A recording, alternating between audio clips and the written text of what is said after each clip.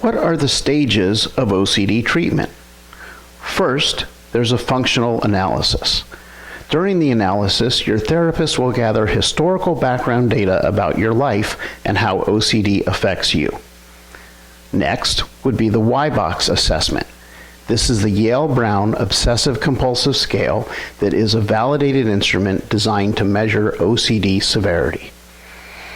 Third is the development of an exposure hierarchy. Your therapist will develop a hierarchy of exposures to be used during therapy sessions. Through exposure to stimuli that trigger obsessive thoughts and by refraining to engage in any compulsive behaviors, the client will learn that they can manage their distress.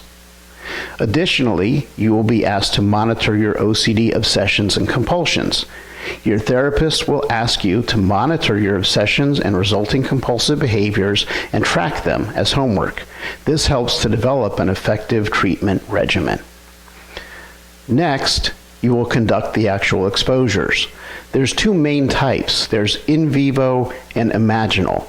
Now, we also start to include VR exposures. In vivo exposures are real-life exposures, or as close to real life as we can make them. Imaginal exposures are for those types of things that we can't do an in vivo exposure.